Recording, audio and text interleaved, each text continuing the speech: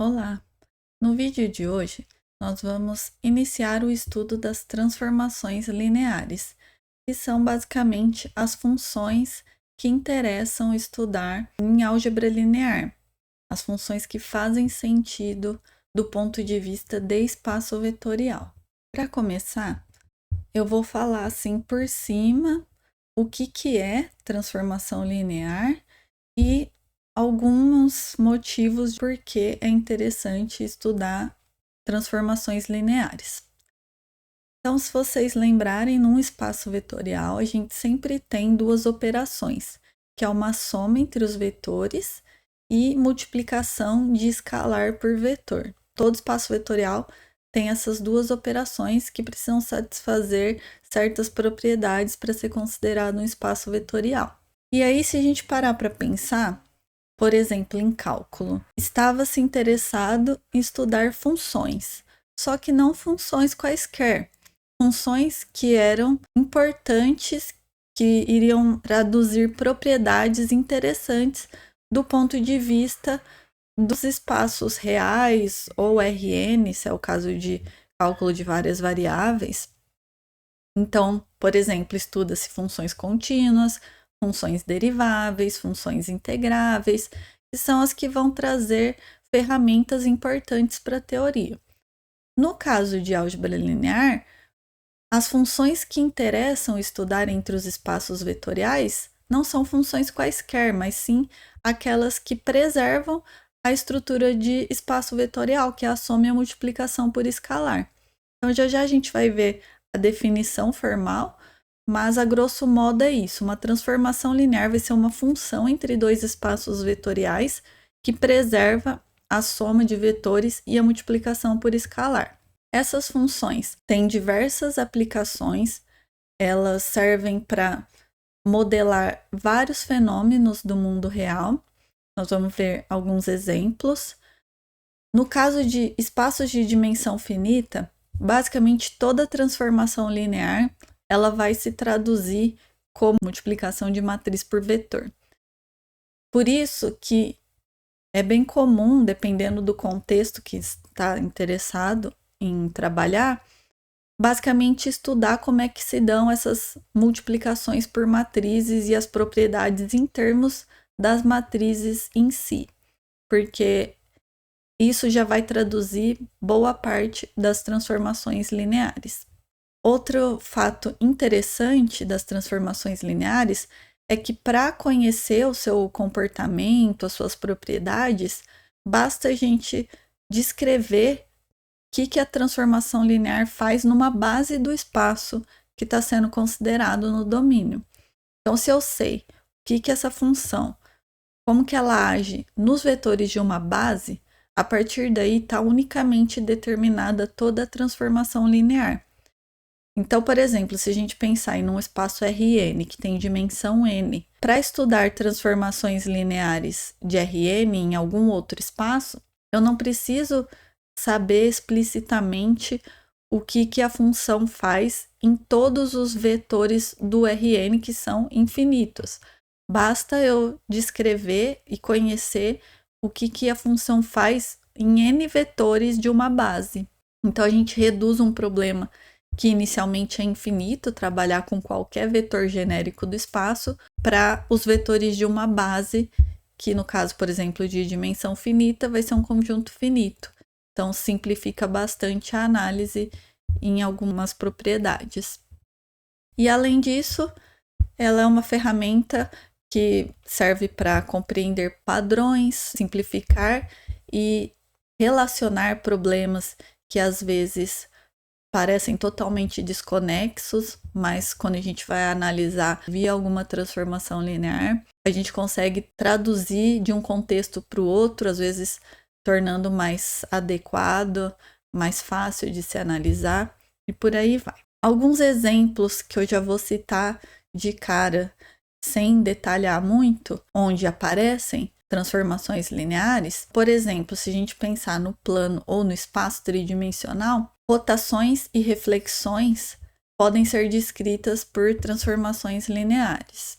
Do mesmo jeito que projeções, projeção ortogonal em algum plano ou em algum subespaço de maneira geral, também pode ser descrito por uma transformação linear. Se a gente pensar em imagens, às vezes queremos alongar, né, esticar uma imagem ou reduzir, comprimir. Essa mudança aí da imagem, ela pode ser descrita utilizando transformação linear. Tem exemplos envolvendo dinâmica populacional, que a gente consegue descrever como que o sistema dinâmico varia com o tempo através de interações de composição de transformações lineares. O próprio algoritmo do Google, PageRank, que é utilizado para ordenar as páginas na busca, ele é uma aplicação de transformações lineares, só que mais especificamente do assunto envolvendo autovalores e autovetores, que é uma parte do estudo de transformações lineares. E também a gente consegue traduzir soluções de um sistema linear, quando que ele vai ter uma única solução, nenhuma, infinitas, qualquer dimensão do espaço solução, através do estudo de transformações lineares. Isso aqui só para citar alguns exemplos, mas existem muito mais.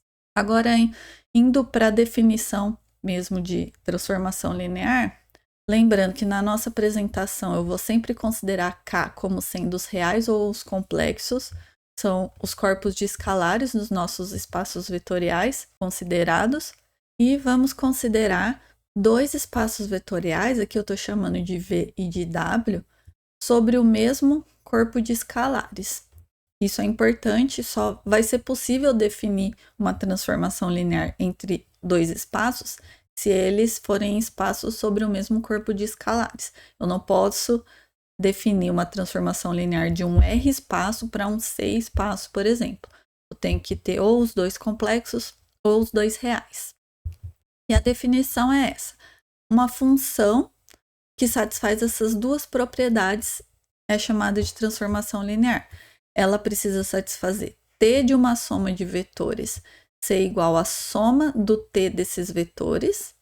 Então, aqui essa primeira vai me dizer que a função t preserva a soma, e t de um escalar vezes um vetor tem que ser a mesma coisa que o escalar vezes o t desse vetor. Só chamar atenção dois pontos. Primeiro, essa soma que está aqui no domínio não necessariamente é a mesma soma do contradomínio, até porque os espaços podem ser distintos. Então, aqui significa a soma em V, e aqui essa soma é a soma de W. E a mesma coisa aqui para multiplicação por escalar. Aqui a multiplicação por escalar em V, e aqui esse produto aqui é a multiplicação por escalar em W. Alguns elementos que são normalmente considerados quando se trata de transformações lineares: o domínio, contradomínio e a imagem, é a mesma definição em termos da função, né? É domínio da função, contradomínio da função, imagem da função. Só que aqui aparece um elemento novo, que é considerar o que a gente chama de núcleo da transformação T. Tem essas duas notações possíveis.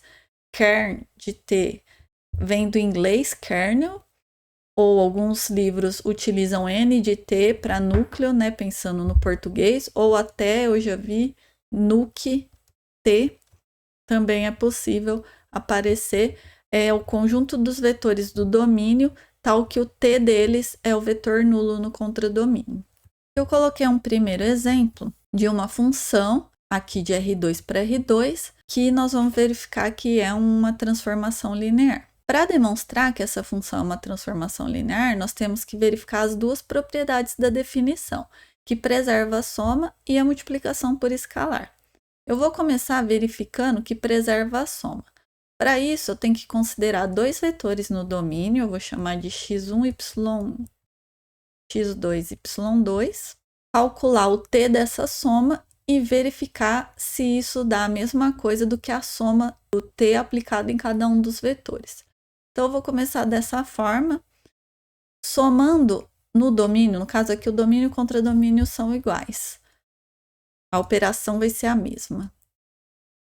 A soma de dois vetores em R2 é dessa forma, somar coordenada a coordenada.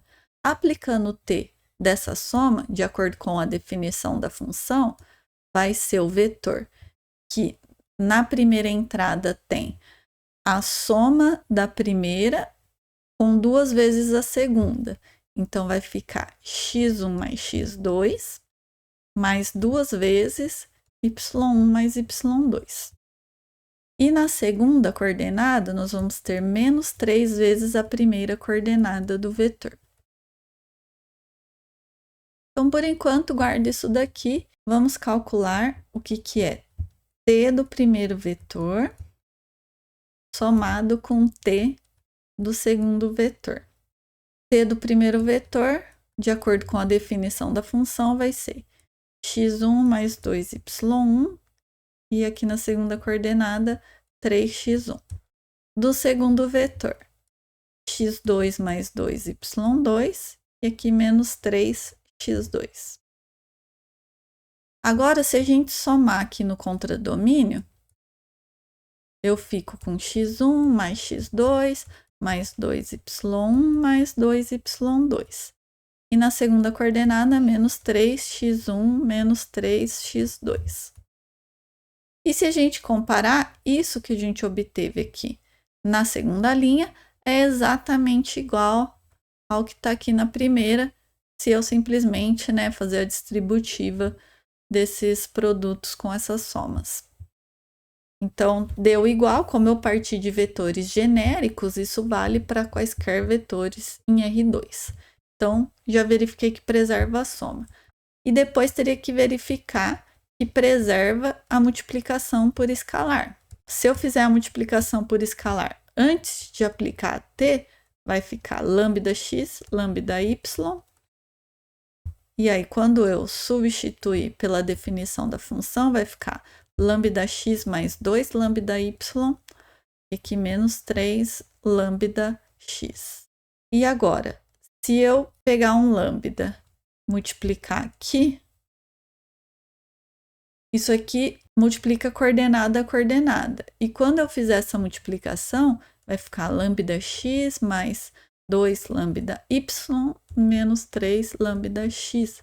Vai dar exatamente a mesma coisa do que se eu tivesse feito a multiplicação por escalar antes de aplicar a função.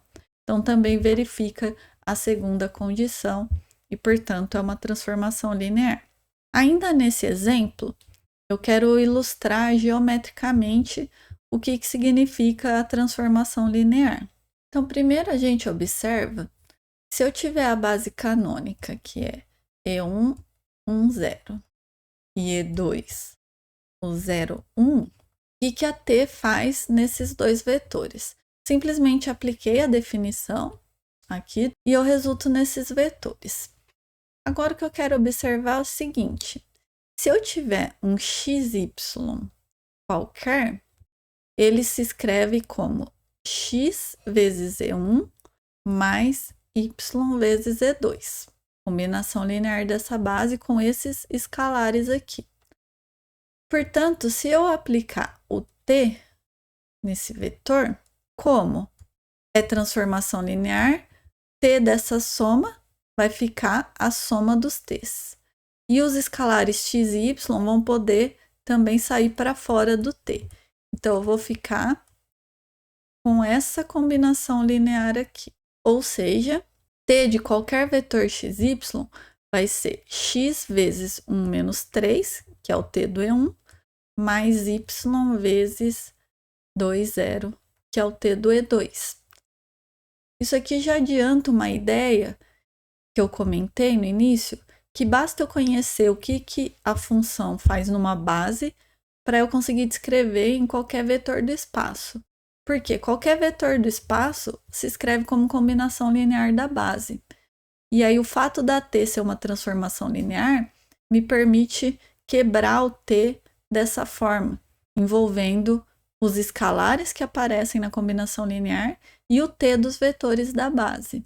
Nesse exemplo específico, o t do E1, que seria o primeiro vetor da base canônica, ele é esse vetor em vermelho, 1 menos 3. O t do E2, que é o 0, 1, vai ser esse vetor em azul, 2, 0. Então, é meio que a T, ela está deformando o meu plano, que se eu quebrar como um reticulado a partir das coordenadas inteiras em relação à base canônica, após aplicar a transformação, o meu reticulado ele vai ficar distorcido dessa maneira que está desenhado em roxo aqui. Por exemplo, vamos analisar. Se eu pegar o vetor 1, 1, seria esse vetor aqui. Ele é 1 vezes o E1 mais 1 vez o E2. Então, quando eu aplicar o T nele, vai ficar 1 vez o T do E1, que é esse vermelho, mais 1 vez o T do E2, que é esse em azul. Vai ser a soma desses dois vetores, que vai ser exatamente esse vetor aqui, ó. Vou pegar mais um para a gente visualizar. O vetor 1, 2. Ele é 1 vez o E1 mais 2 vezes o E2. Se eu pegar esse vetor, fizer o T dele, vai ficar 1 vez o T do E1, que é esse vermelho, mais 2 vezes o T do E2, que bateria aqui. Então, eu teria que somar esse vetor com esse outro. Vai dar esse vetor. Então, olha o que a transformação linear faz. Ela vai pegar qualquer vetor, ele vai jogar aqui para baixo e dar uma esticada.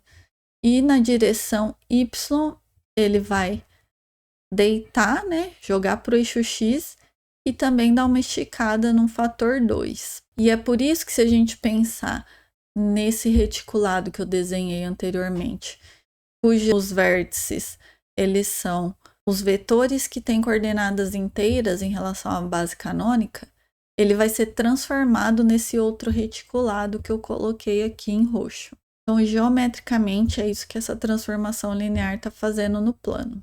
Aqui eu ainda estou considerando a mesma transformação linear para mostrar ainda uma outra coisa.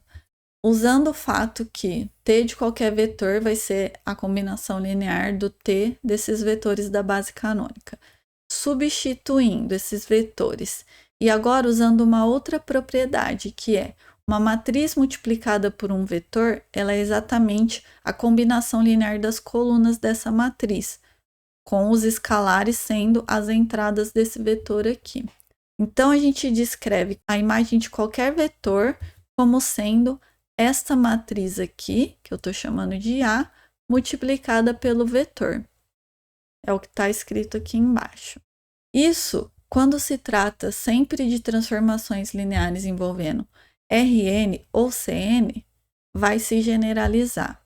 Veremos que toda transformação linear em Rn ou Cn é exatamente a multiplicação de uma matriz por um vetor.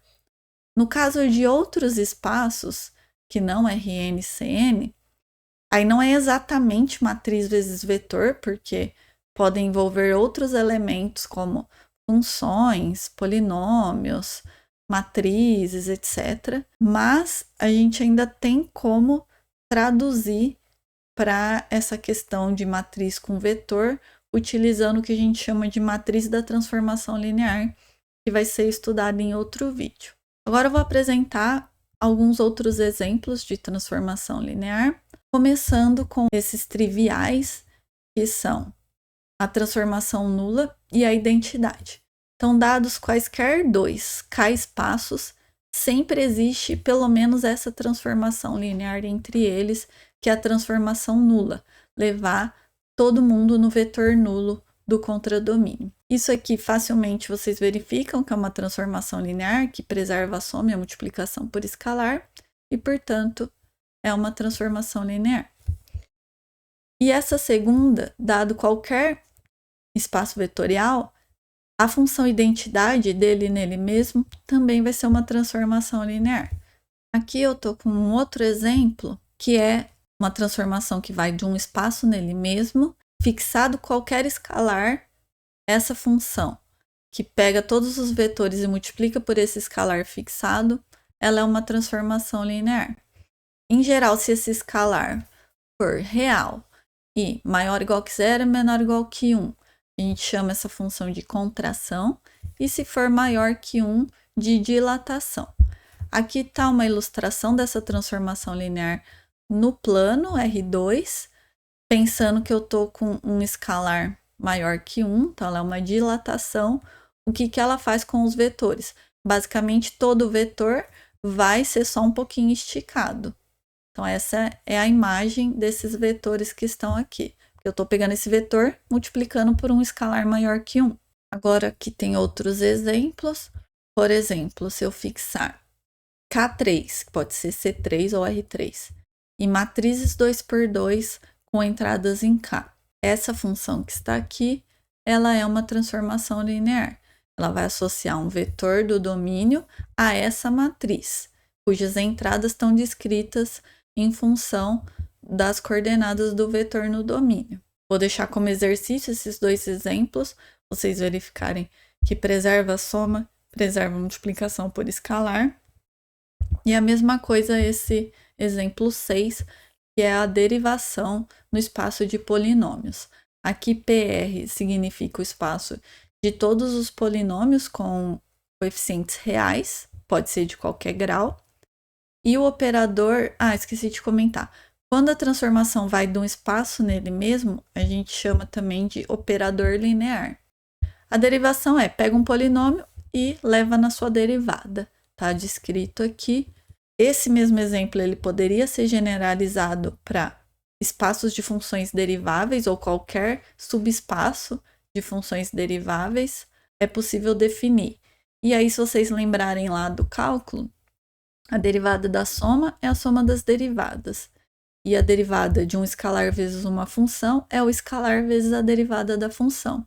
E a partir dessas propriedades, então, você conclui que o operador definido pela derivada, ele vai ser uma transformação linear no espaço de funções deriváveis ou dos polinômios, ou eu poderia ainda considerar os polinômios de grau até um certo k, qualquer subespaço envolvendo funções deriváveis, eu posso definir esse operador que vai ser uma transformação linear. Coloquei mais um exemplo aqui, agora envolvendo espaço de sequências, e a gente denota por R elevado a N, ou também R infinito, é uma outra notação possível. Essa função ela é definida da seguinte forma: pega uma sequência, que eu descrevi suas entradas, e eu vou levar na sequência que começa a partir do segundo termo. Isso aqui é um exemplo de transformação linear no espaço de sequências. Existem diversos outros. E coloquei também um exemplo que não é transformação linear. Coloquei de R2 para R, definido por essa expressão. O ponto aqui é que aparece essa potência ao quadrado. Então, quando isso acontecer, não vai ser transformação linear. Se for uma expressão que apareça potências, raiz quadrada, funções que não são algébricas, seno, cosseno, logaritmo, exponencial, nenhuma dessas funções são lineares, porque a gente não consegue separar a soma e ou a multiplicação por escalar. Por exemplo, aqui, se a gente pensar, como que a gente justifica que isso aqui não é uma transformação linear? Eu tenho que justificar, exibir um exemplo onde falha alguma das condições para ser transformação linear. A gente tem preservar a soma e preservar a multiplicação por escalar. Eu vou dar um exemplo que falha a multiplicação por escalar. Se eu considerar o vetor, vou colocar o 1, 0, e multiplicar pelo escalar 2, o que fica o t disso daqui? Então, isso é a mesma coisa que o vetor 2, 0, que vai me dar 2 ao quadrado mais 2 vezes 0, dá 4. Agora, se eu pegar o escalar e multiplicar por t de 1, 0, vai ficar 2 vezes 1 ao quadrado mais 2 vezes 0, que dá 2. É diferente de 4, portanto, já exibi um vetor onde falha a condição 2 de preservar a multiplicação por escalar já implica que não é uma transformação linear. Você pode também procurar aí um exemplo onde falha t preservar a soma de vetores. Dá uma pensadinha aí e tenta achar um contra-exemplo.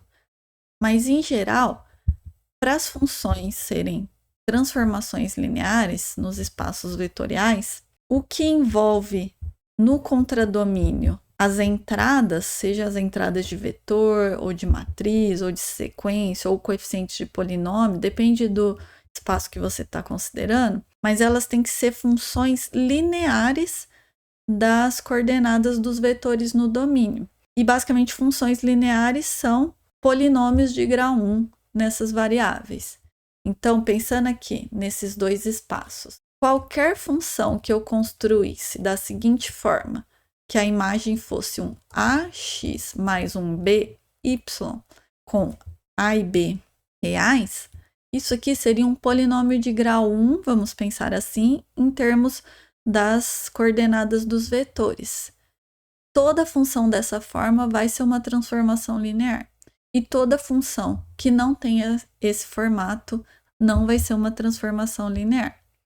Aí, se a gente pensasse, se fosse de R2 em R2, então cada entrada do vetor na imagem tem que ser polinômio de grau 1 em relação às coordenadas do vetor no domínio. E aí, por aí vai, vocês conseguem generalizar e pensar quem podem ser as transformações lineares em alguns espaços aí que forem considerados. Agora aqui eu vou tratar do exemplo multiplicação de matriz por vetor. Então, começando com o seguinte, fixado uma matriz M por N com entradas em K, essa função que eu estou definindo aqui, chamando de TA, que é a multiplicação de A pelo vetor, é sempre uma transformação linear. Lembrando que quando a gente vai fazer multiplicação de matriz por vetor, a gente considera sempre o vetor como um vetor coluna. É fácil de escrever que isso aqui é transformação linear através das propriedades de matrizes. Se eu tiver dois vetores x1 e x2, a imagem deles vai ser a multiplicação da matriz por essa soma e das propriedades de matrizes vale essa distributiva e, portanto, isso aqui é igual a TA de x1 mais TA de x2. E a mesma coisa, se eu tiver um escalar vezes um vetor, eu posso mudar o escalar de posição, tirar ele para fora do produto e, com isso, verificar que satisfaz a condição de preservar a multiplicação por escalar. Agora, o interessante, reciprocamente, toda transformação linear de Kn em Km é uma TA. Ela é essa multiplicação para alguma matriz A, que a gente já vai descrever quem que seria essa matriz. Aqui eu já digitei para ficar mais fácil, fixa a base canônica do domínio. A gente vai construir essa matriz A, tal que T é igual a TA. Fixada essa base, qualquer vetor do domínio se escreve da seguinte forma como combinação linear da base canônica. Utilizando isso e o fato da T ser uma transformação linear, eu posso separar tanto a soma quanto tirar o escalar para fora, eu fico com essa expressão. Só que aí, multiplicar esta matriz, que vai ser a minha A, por este vetor é exatamente fazer a combinação linear das colunas, que é o que está descrito aqui. Por isso que vale essa igualdade.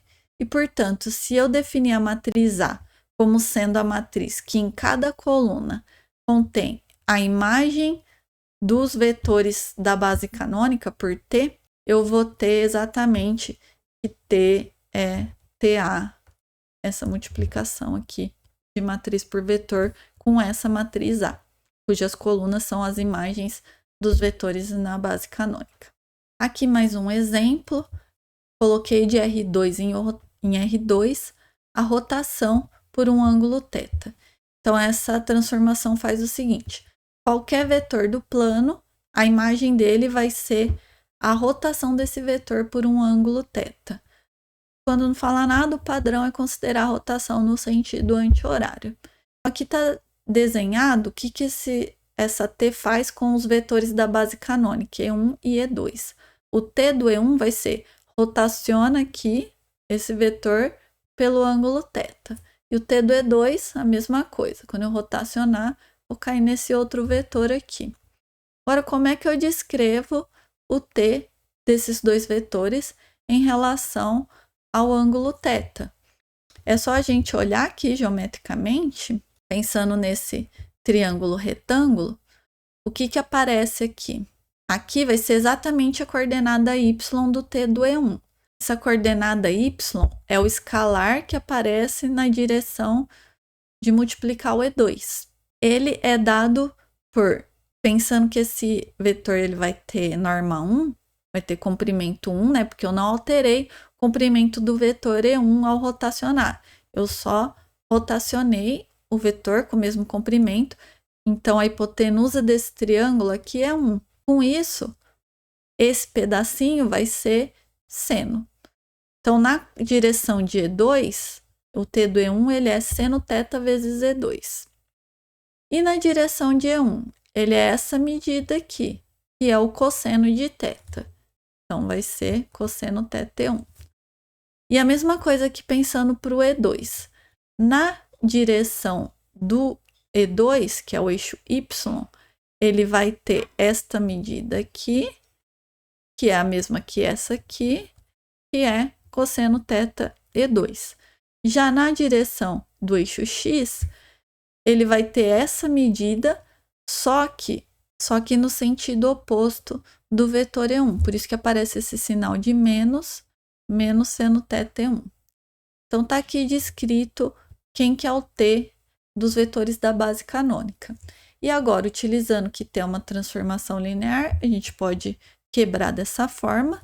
Eu já tenho o que o T faz na base canônica e, portanto, descrevo exatamente quem que é essa rotação em termos dessa matriz vezes o vetor.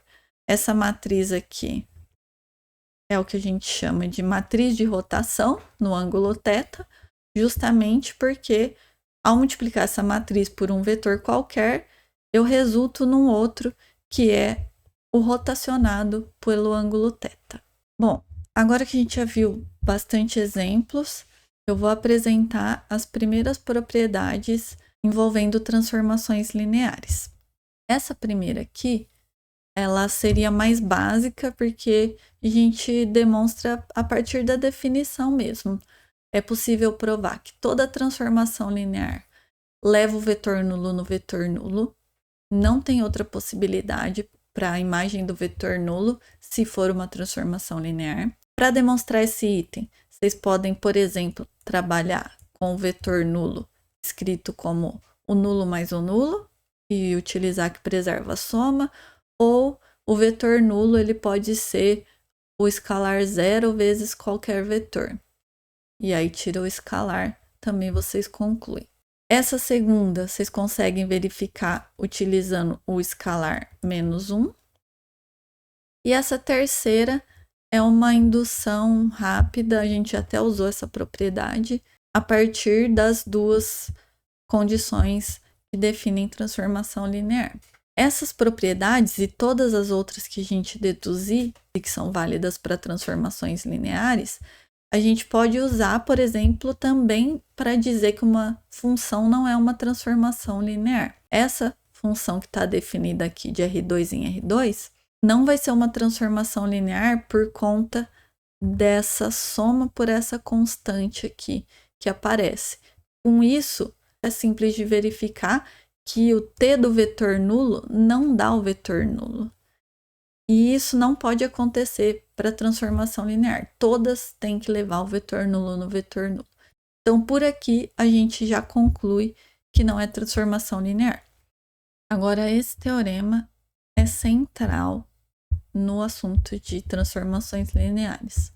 Eu também já comentei no início do vídeo, mas agora entender por que fixado uma base do domínio, basta definir o que a T faz nessa base para estar unicamente definida a transformação linear que satisfaz isso. Então, em outras palavras, agora o que está dizendo o teorema explicitamente?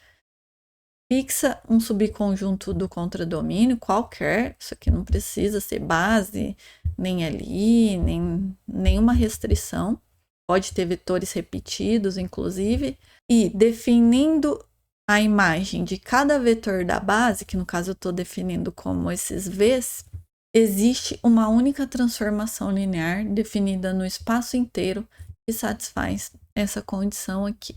A parte da existência dessa transformação linear, basicamente é o seguinte: se eu pegar um vetor U qualquer no domínio, como esse conjunto B aqui é uma base, eu sei que existem escalares α1 até αn em K, tais que esse U se escreve como combinação linear dessa base.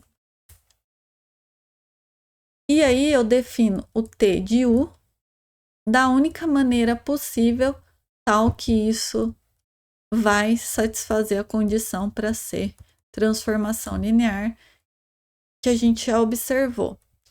Se eu tiver uma combinação linear, T dessa combinação linear tem que se separar dessa forma. Então, eu defino a T dessa forma. Definindo isso, a gente verifica que essa função definida agora em todo espaço vai ser uma transformação linear e que se houver outra transformação linear, a parte da unicidade a gente supõe que tem uma outra função que satisfaz S de UI igual a VI para todo I e que é transformação linear, a gente prova que essa função necessariamente tem que ser igual a T. Igualdade de funções acontecem, né, quando S de U é igual a T de U para todo U no domínio. Então, é isso que a gente demonstra a partir dessas duas colocações aqui. Então, não vou escrever os detalhes, mas as ideias são essas daqui. E agora eu vou colocar um exemplo de como a gente descreve na prática uma transformação linear a partir da sua definição numa base. Estou considerando T de R2 em R3 uma transformação linear, na verdade a única que satisfaz T de 1, 1 ser esse vetor e T de 0, 1 ser esse outro vetor. Como é que eu determino o T de um XY qualquer? Em primeiro lugar, eu tenho que conseguir escrever esse XY qualquer como combinação linear da base em que está definida a transformação. Então, eu tenho que conseguir escrever ele como alguma coisa que multiplica o 1, 1, mais alguma coisa que multiplica o 0, 1. E é fácil ver que esses dois vetores dão uma base de R2. Eles são LI, não são múltiplos escalares um do outro, e, portanto, dois vetores L em R2 formam uma base. Bom, como aqui essa primeira coordenada é nula, então eu já sei que o escalar que aparece aqui tem que ser x, que é a única possibilidade para resultar x aqui na primeira coordenada. Agora eu ajeito para que no final resulte y. Eu estou vendo que vai vir um x multiplicando aqui esse vetor, então aqui tem que ser y menos x, porque aí quando eu somar, vai resultar em y na segunda coordenada. Então, uma vez que eu consigo descrever um vetor qualquer genérico como combinação linear dessa base, fica fácil de descrever quem que é o t desse vetor, porque vai ser x vezes t de 1, 1 mais y menos x vezes t de 0, 1. E o t desses vetores eu conheço, então vai ficar x vezes 2, 1, 2, mais y menos x vezes 1, 1, 2. E agora é só fazer essa soma, vai ficar 2x mais y menos x, x mais y menos x e 2x mais 2y menos x. Só ajeitando vai ficar 2x menos x, x mais y, aqui vai ficar y e aqui vai ficar 2x menos 2x vai cancelar, 2y. E tá aí a descrição de T num vetor qualquer. Agora as próximas propriedades. Lembra que eu defini lá no início o núcleo do operador, que é o conjunto de todos os vetores no domínio, tal que T de U é o vetor nulo. Esse daqui é um subconjunto do domínio, vetores no domínio. E a imagem ela é um subconjunto do contradomínio. Só que não são subconjuntos quaisquer. Essas duas primeiras propriedades estão me dizendo que sempre isso daqui é um subespaço vetorial do domínio e a imagem é um subespaço vetorial do contradomínio. Vou deixar como exercício vocês verificarem. Tem que provar que esse conjunto tem o vetor nulo, que é fechado para soma e multiplicação por escalar. E a mesma coisa no caso da imagem. Agora, interessantes são essas próximas aqui. Por exemplo, T é a injetora, C e somente C, o núcleo contém somente o vetor nulo. Em primeiro lugar, observar, o vetor nulo sempre está no núcleo, porque o T do 0 é 0, sempre, qualquer transformação linear. Portanto, o 0 pertence no núcleo. Só que pode acontecer desse conjunto conter outros vetores além do vetor nulo. Então, quando isso acontecer, esse subconjunto vai ser um subespaço que não é só o do vetor nulo, contém outros vetores. Mas, no caso de transformação linear injetora, é C e somente C, o núcleo é só o vetor nulo. Vamos dar aqui uma ideia rápida da demonstração. Pensando na ida, a ida é assumir que T é injetora. Então, o que é T injetora? T de U igual a T de V, C e somente C, U igual a V. Ou implica U igual a V. Só que eu já sei que T de 0 é 0. Vetor nulo vai no vetor nulo para qualquer transformação linear. Se eu tiver algum outro vetor no núcleo, ou seja, o T dele é 0, por isso que eu escrevi aqui em cima, vai implicar que U é igual a 0. Então, eu já prova que se eu pegar alguém no núcleo, implica que U é igual a 0, portanto, o núcleo é só o vetor nulo. Agora, a recíproca. A recíproca, vou fazer aqui embaixo. Supõe que o núcleo só contém o vetor nulo. Como que eu provo que se eu tiver uma igualdade da T em dois vetores, esses vetores têm que ser iguais? Aqui eu vou manipular da seguinte forma. Eu vou somar o oposto de T de V dos dois lados da equação. T de V menos T de V. Isso vai resultar em vetor nulo. Mas, por outro lado, isso daqui vai ser igual a T de U menos V, porque é transformação linear. Então, o que eu chego? Que esse U menos V pertence ao núcleo da transformação. Só que, por hipótese, isso aqui é só o vetor nulo. Então, eu vou concluir que U menos V é o vetor nulo, ou seja, U é igual a V. Então, essa é a volta desse item. O item 4, ele me diz que se eu fixar uma base do domínio e considerar o conjunto formado pela imagem dos vetores da base, esse conjunto vai ser um gerador da imagem. Então, ele gera a imagem. E essa outra propriedade diz que se tem injetora, então a imagem de qualquer subconjunto Li em U vai resultar num subconjunto Li em V. Essa demonstração também vou deixar como exercício, mas vocês vão usar o fato que a imagem do vetor nulo é o vetor nulo e também T sendo injetora, o núcleo é somente o vetor nulo. Coloquei aqui um exemplo de uma transformação linear de R3 em R3 para a gente determinar esses subespaços núcleo e imagem desse operador. Então, vamos lá. Em primeiro lugar, para descrever o núcleo, eu tenho que ver quais são os vetores tais que o T deles dá o vetor nulo, que no caso aqui é o 0, 0, 0. Só que isso vai acontecer se e somente se cada uma dessas coordenadas aqui forem nulas. Então, x menos y vai ser 0, z igual a 0, e x mais z menos y igual a 0. Então, aqui já está me dizendo que o z tem que ser 0 e que o x tem que ser igual a y. Substituindo x igual a y e z igual a 0 na terceira, não acontece nada de diferente. Na verdade, essa terceira equação ela é a soma das duas primeiras, né? Então, ela poderia até ser eliminada desse sistema. Então, a condição para estar no núcleo é essa. O x, y, z, ele tem que ser da forma x, x, 0. O z igual a 0 e o x igual a y.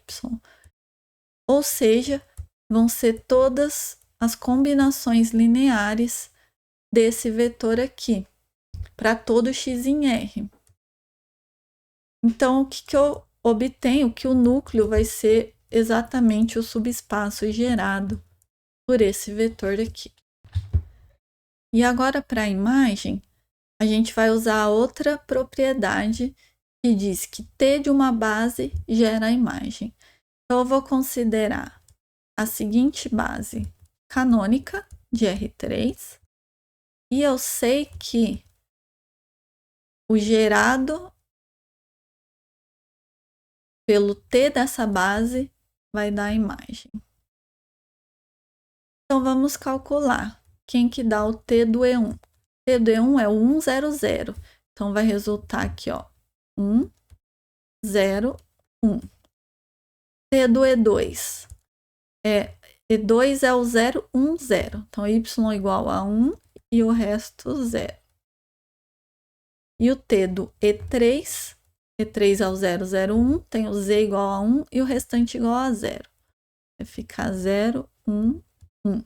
Aqui, de cara, a gente já observa que esse segundo vetor ele é menos 1 vezes o primeiro. Então, quando eu considerar o gerado por esses três vetores, que são as imagens da base canônica,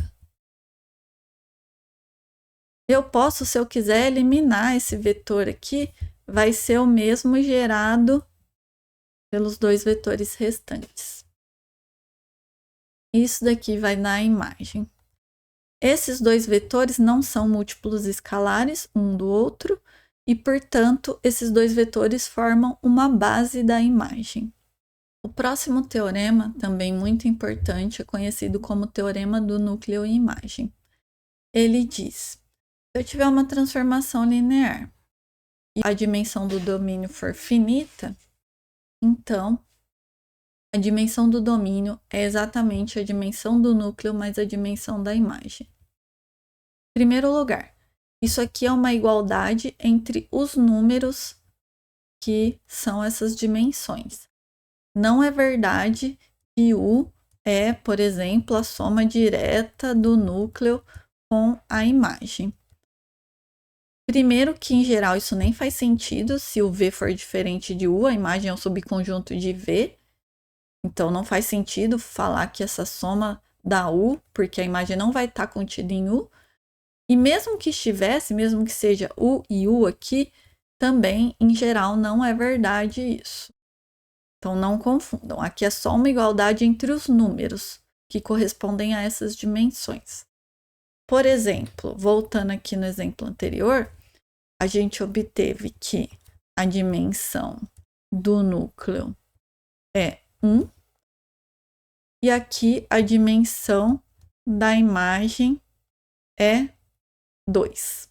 Se a gente somar 1 com 2, dá 3, que é exatamente a dimensão do domínio. A demonstração eu não vou fazer os detalhes, porque esse vídeo já está ficando muito longo, mas eu vou só dar uma ideia rápida de como que a gente demonstra. A ideia basicamente é: considera uma base, vou chamar de U1 até o K, base do núcleo, e uma base da imagem, mas que eu já vou descrever na forma TW1 até TWM, com base da imagem. Todo vetor da imagem ele é o T de alguém, então já descrevo assim. E aí, o que a gente faz é considerar esse conjunto. Junta os U's da base do núcleo com os W's, cujos T's deles formam uma base da imagem.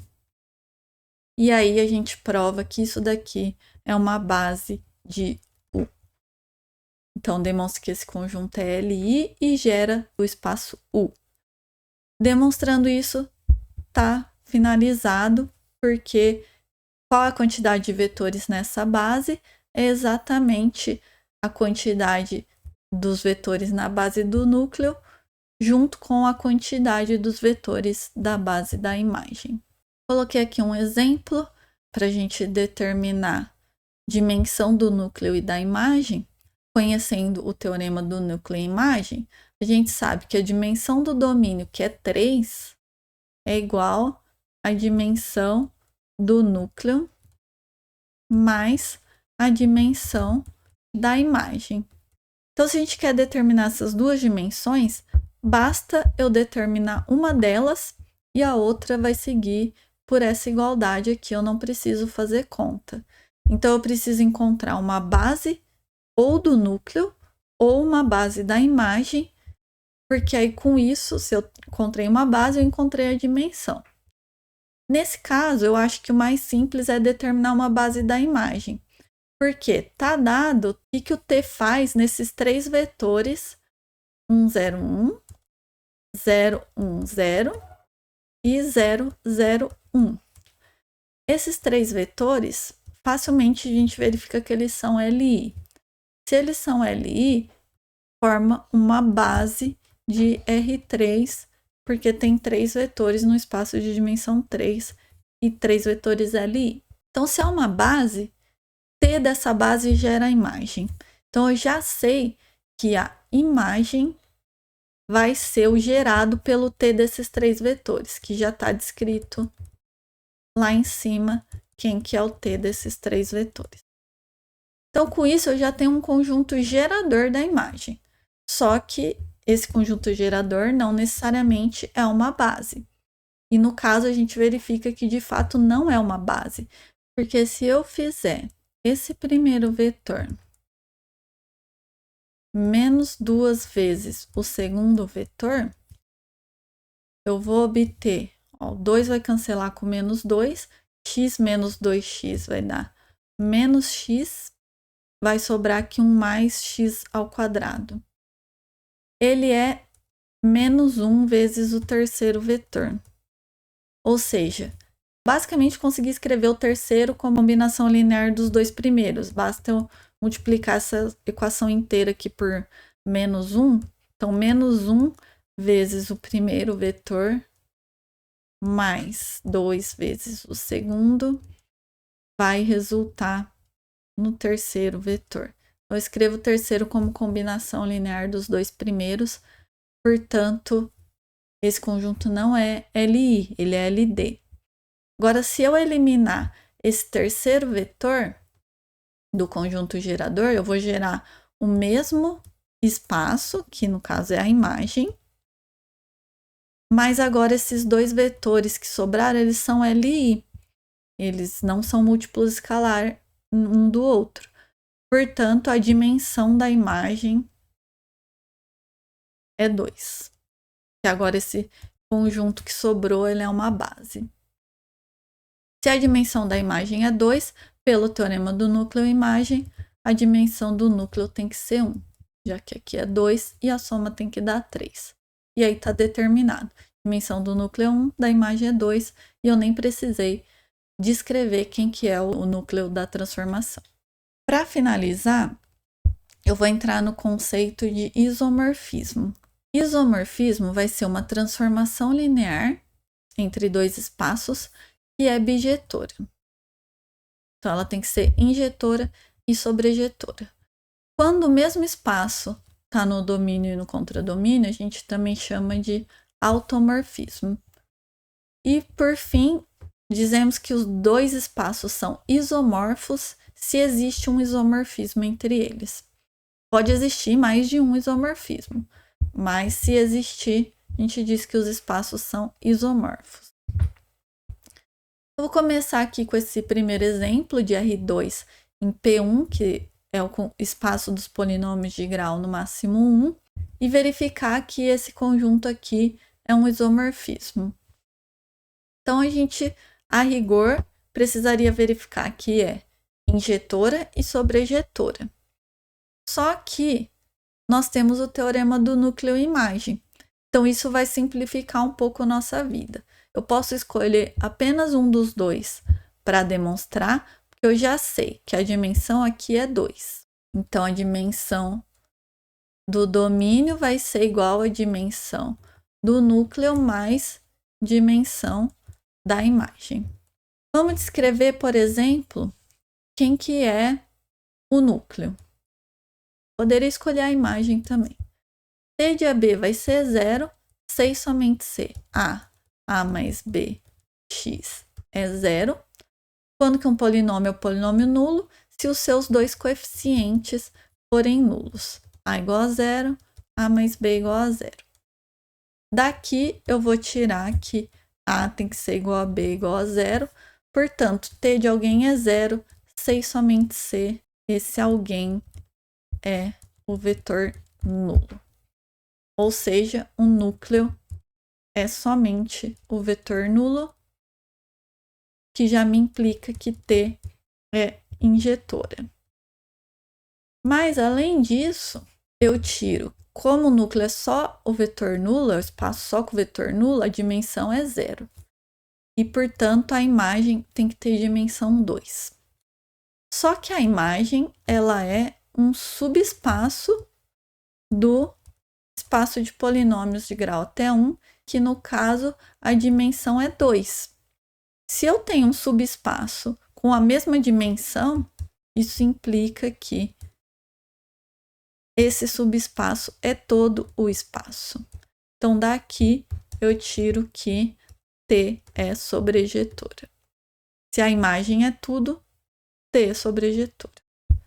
Alternativamente, se eu tivesse demonstrado que T é sobrejetora, que também é simples nesse exemplo, eu concluiria que a dimensão da imagem é 2, porque a imagem seria tudo, e, portanto, a dimensão do núcleo teria que ser 0, e, portanto, o núcleo teria que ser só o vetor nulo, e aí eu concluiria que é injetora.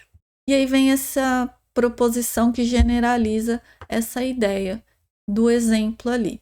Se eu tiver uma transformação linear tal que os dois espaços envolvidos têm a mesma dimensão, no caso aqui estou chamando de N, se eu já sei que eles têm a mesma dimensão, são equivalentes, ser injetora, sobrejetora e isomorfismo.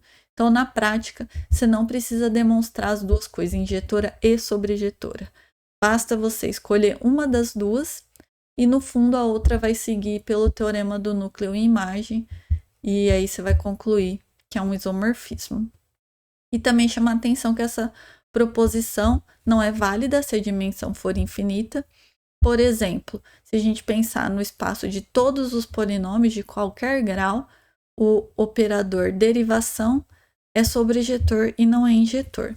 Não é injetor, vocês podem verificar que, como a derivada do polinômio constante igual a 1 dá 0, significa que o 1 está no núcleo desse operador. Portanto, esse operador não tem o núcleo só o 0. Ele tem outras coisas diferentes de 0 no núcleo. E isso vai impedir de ser injetora. Ou vocês poderiam dizer, a derivada do 0 também é 0. Então, tenho dois polinômios distintos indo no mesmo vetor no contradomínio, não é injetora. Agora, sobrejetora, eu deixo como exercício vocês verificarem que qualquer polinômio, ele pode ser a derivada de alguém, basta você tomar uma primitiva desse polinômio. Mais uma condição aí, envolvendo isomorfismo, ela pode ser útil em alguns contextos, primeiro, já considera os dois espaços com a mesma dimensão, porque a gente vai ver que não existe isomorfismo entre espaços com dimensões distintas. E aí, T vai ser um isomorfismo, C e somente C leva base em base. Então, se levar uma base numa base, vai levar qualquer base em base. Essa demonstração eu não vou fazer, mas não é muito complicada. Vamos supor, 3 implica 1. Pega essa base, leva na base. T dessa base gera a imagem. Só que se isso é base de V, essa imagem vai ser todo V. E aí você já conclui que é sobrejetora e que a injetora vai vir pelo teorema do núcleo e imagem.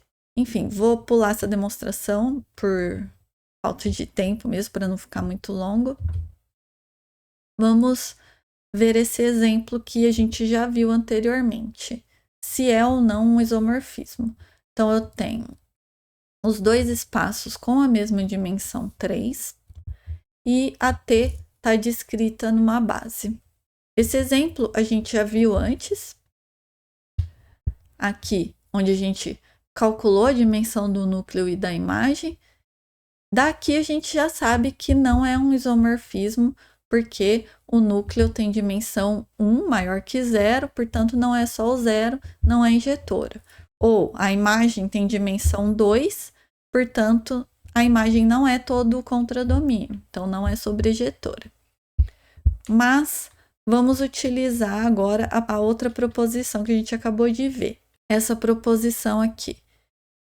Se a gente fosse demonstrar, sem conhecer o exemplo, que não é um isomorfismo, ou que é, o que a gente faz? Pega uma base do domínio e vê se o T dessa base é uma base do contradomínio. Como eu já tenho uma base, que são esses 3 vetores, em que está descrito T, eu já tenho T de uma base, aí tudo que eu teria que verificar é se esses 3 vetores formam uma base do contradomínio. A gente já viu que não, é um conjunto LD, portanto, T da base não é base, logo não é um isomorfismo.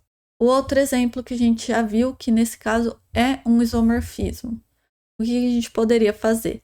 Considera a base canônica do domínio e vamos olhar o T dessa base. T do E1 vai dar 1 mais X, T do E2 vai dar X. Esses dois vetores são LI, um não é múltiplo escalar do outro, portanto, o T da base canônica é esse conjunto que é uma base de P1, ou seja, levou base em base, é isomorfismo. Por fim, tenho mais esses 2 resultados aqui para apresentar. O primeiro, ele vai caracterizar quando que 2 espaços de dimensão finita sobre o mesmo K são isomorfos ou não. E ele diz que U vai ser isomorfo a V, que é essa notação aqui, C e somente C, eles têm a mesma dimensão. Isso no caso para a dimensão finita. Bom, aqui eu teria que demonstrar 2 coisas. A primeira, se eles são isomorfos, que seria a ida. Então, assumindo que existe um isomorfismo entre eles, por que as dimensões têm que ser iguais? Basicamente, consequência do teorema do núcleo-imagem. A volta, que é um pouquinho mais trabalhosa, você só vai assumir que as dimensões são iguais. E a gente tem que demonstrar que eles são isomorfos. Ou seja, a gente tem que exibir, mostrar que existe um isomorfismo entre eles. Na demonstração, a gente constrói esse isomorfismo como? Fixa uma base de U, uma base de V. Elas vão ter a mesma quantidade de elementos, porque, por hipótese, eu vou estar assumindo a igualdade das dimensões. E aí, eu vou definir a T, que leva cada vetor dessa base no vetor correspondente da base do contradomínio. Lembra, se a T está definida numa base, ela é unicamente estendida para uma transformação linear no espaço inteiro. E aí eu provo que essa transformação linear é um isomorfismo. É um pouquinho mais trabalhoso, mas eu não vou fazer os detalhes aqui não. Para a dimensão infinita, também é válido esse teorema, só que aqui eu não vou entrar muito em detalhes, porque a gente precisaria diferenciar, inclusive, os infinitos. Então, por exemplo, o infinito dos naturais, ele é uma coisa, que é o infinito enumerável. Então, se eu pegar qualquer outro espaço vetorial de dimensão infinita enumerável, eu consigo demonstrar que existe um isomorfismo entre esses espaços. Agora, um espaço vetorial que tenha um infinito igual à cardinalidade dos reais é um infinito diferente do que o infinito enumerável, que é a cardinalidade dos naturais. Esses já não vão ser isomorfos. Então, é válido que dois espaços são isomorfos, se somente se eles têm a mesma dimensão, mas levando em consideração essa diferenciação dos infinitos. No nosso curso, a gente vai estar focado aqui em dimensão finita, então basta vocês saberem disso. E essa outra proposição nos diz que se eu tiver um isomorfismo, então é uma função bijetora. Se é bijetora, ela é inversível. Então, existe até a menos 1 de V para U. E essa proposição está me dizendo que essa inversa também é transformação linear. Então, o fato de ser bijetora implica inversível, existe inversa. Mas o fato de ser bijetora e transformação linear, que é o que a gente chama de isomorfismo, me garante que essa inversa também é transformação linear, ou seja, também é um isomorfismo. Então, encerro esse vídeo aqui. Valeu e bons estudos!